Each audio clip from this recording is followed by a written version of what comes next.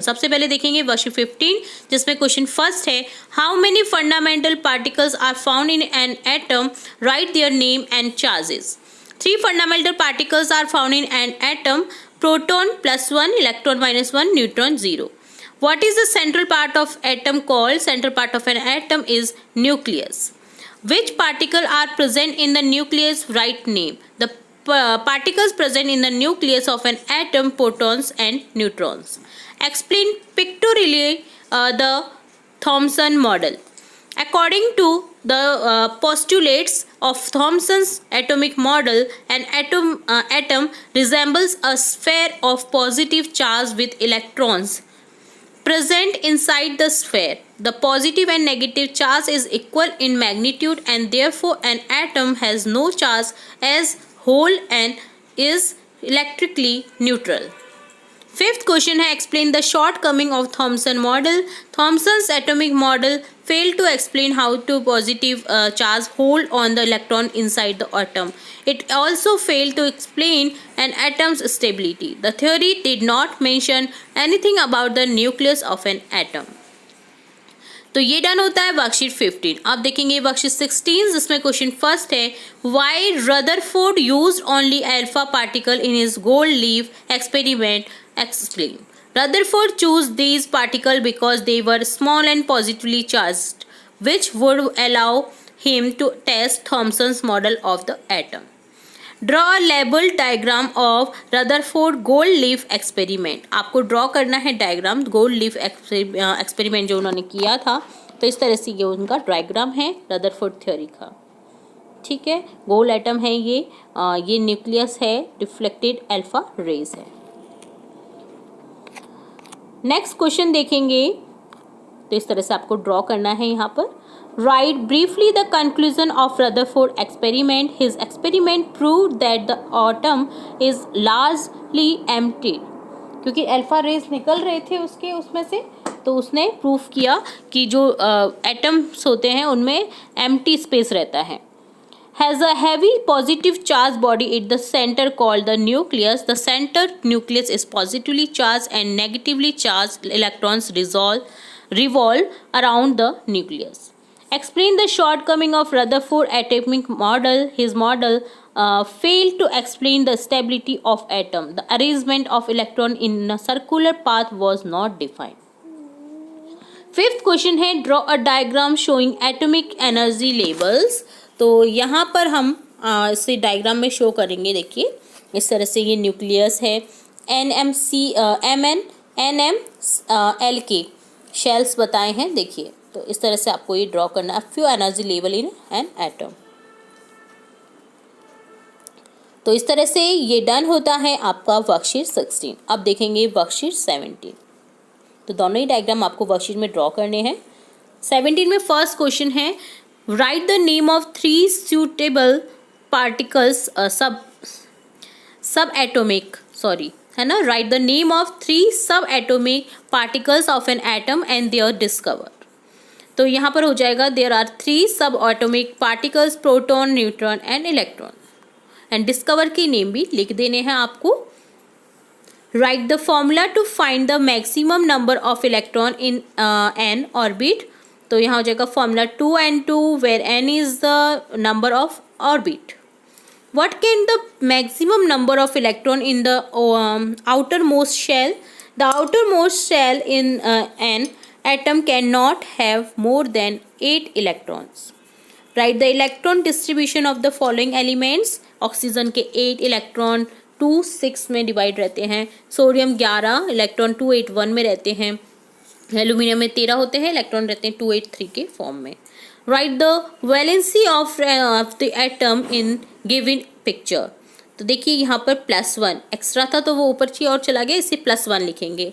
यहाँ पर हो जाएगा -3, क्योंकि 2 ही रह सकते हैं तो यहाँ पर -3 रह जाएगा, यहाँ पर 0। ओके, तो इस तरह से आपको शो करना था वैलेंसीज ऑफ एटम। तो ये डन होता है वर्कशीट 17। अब देखेंगे वर्कशीट 18। फर्स्ट क्वेश्चन है, what is atomic number? Atomic number, the atomic number is the total number of proton present in the atom. Total protons जो होते हैं, नंबर ऑफ प्रोटॉन्स, वो होता है atomic number. What does the symbol Z represent? The set of all positive and negative integers is denoted by the symbol Z. Define mass number. Mass number refers to the sum of the number of proton and neutron present in the nucleus of an atom. Mass number equal to होता है number of protons plus number of neutrons. Write the symbol to represent element atomic number and mass number. The representation of atoms by using atomic number and mass number is given below. XZA, where X is element, Z is mass number and A is atomic number. Write the value of atomic number and mass number of the following element: 8O16, 6C12, 1H1, 17Cl35. तो यहाँ पर आपको लिख देना है इस तरह से. एटॉमिक नंबर यहाँ पर 8 है, मास नंबर 16 है, एटॉमिक नंबर यहाँ पर 6 है कार्बन में, मास नंबर 12 है, H में एटॉमिक नंबर 1 है, मास नंबर भी 1 है, एटॉमिक नंबर क्लोरीन में देखिए 17 है और मास नंबर है 35. ठीक है, तो इसे डिनोट करना था इस तरह से आपको. तो ये डन होता है वर्कशीट 18. अब देखेंगे वर्कशीट 19. फर्स्ट क्वेश्चन है cobalt isotope is use the treatment of which disease? Treating cancer. Cancer को ट्रीट करने के लिए यूज किया जाता है कोबाल्ट को. Explain the difference between isotope and isobar. तो डिफ्रेंशिएशन करना है आपको आइसोबार और आइसोटोप्स में. आइसोबार में लिखेंगे chemicals element which have the same mass, but isotopes में होता है different atomic structure of the same element. Isobars में the atomic masses are equal होता है, एटॉमिक मासेस आर डिफरेंट होता है आइसोटोप्स में. आइसोबार में often the physical property are similar, usually physical property are different होता है आइसोटोप्स में. आइसोबार में atomic number are different, isotope में एटॉमिक नंबर आर सेम होते हैं.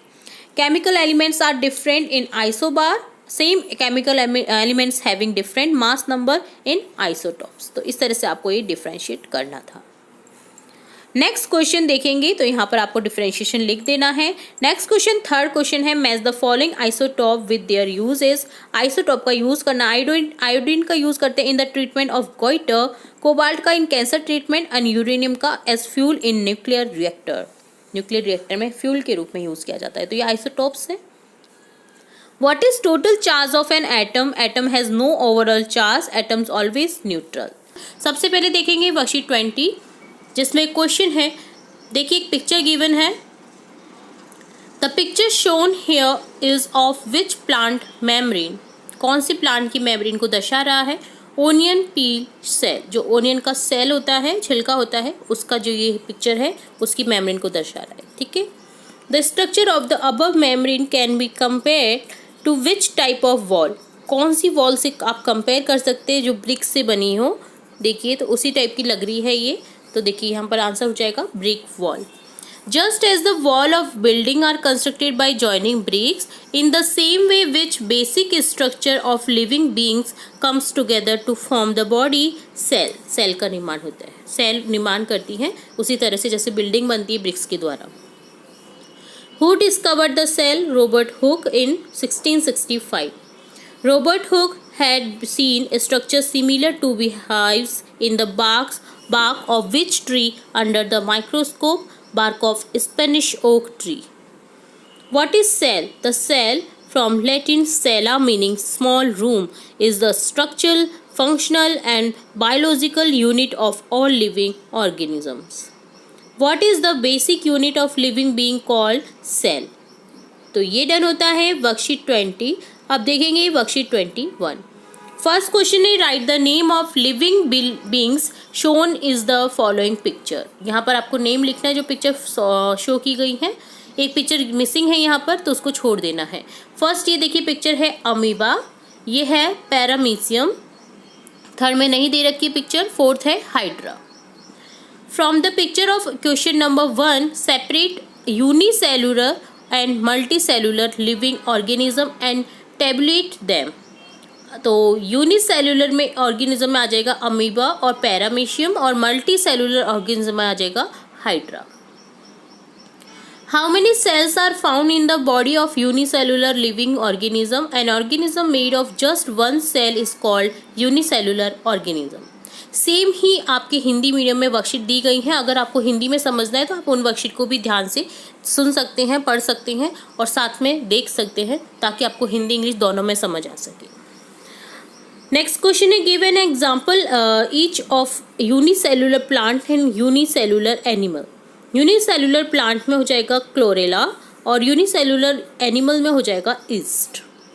Right the number of cells in a hen's egg. Single cell होता है hen egg में, मुर्गी के अंडे में. Give 2 example of unicellular structure which are capable of changing their shape. Amoeba, white blood cell, ये चेंज कर सकते हैं शेप को यूनिसेलुलर में. ठीक है, तो ये डन होता है वर्कशीट 21. अब देखेंगे वर्कशीट 22. फर्स्ट क्वेश्चन है, complete the table based on the presence of membrane of the cell organism following pictures. तो ऑर्गेनेल है यहाँ पर माइटोकॉन्ड्रिया. बैक्टीरिया एब्सेंट होता है, न्यूक्लियस एब्सेंट होता है. एनिमल सेल में प्रेजेंट रहते हैं माइक्रोकॉन्ड्रिया और न्यूक्लियस. तो देखिए आपको एक तरफ ये दे रखी है सेल, एक तरफ ये वाली सेल दे रखी है. What is the name of type of cell in which of nuclear substance is devoid of nuclear membrane? Prokaryotic cell. What is the name of type of cell with membrane bound organelles? Eukaryotic cell. Give 2 example each of living organisms having prokaryotic cell and eukaryotic cell. Prokaryotic cell में हो जाएगा bacteria, Archaea. Eukaryotic cell में plant cell, onion membrane आ जाएगा. ठीक है, तो ये done होता है वर्कशीट 22. अब देखेंगे वर्कशीट 23. फर्स्ट क्वेश्चन है, identify the following sales on the basis of their shape and right their names. तो आपको शेप के अकॉर्डिंग नेम लिखने हैं. देखिए ये है red blood cell, second picture है वाइट ब्लड सेल की, थर्ड है न्यूरॉन और फोर्थ है ये muscle cell. Where are red blood cell found and what is their color? Found in the blood. They are red in color. जिसके कारण हमारा blood का रंग जो होता है वो रेड होता है. Which cell are present in our body in the form of soldiers which are capable of changing their shape? Answer हो जाएगा white blood cells. If there is lack of blood in our body, then the number of which type of blood cells has probably decreased. Which disease occur due to their deficiency?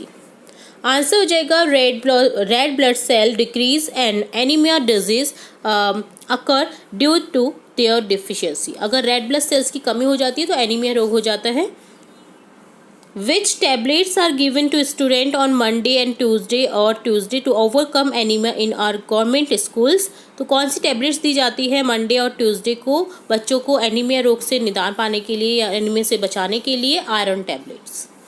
Name the long branch cell which work for control and coordination in the body. Neuron.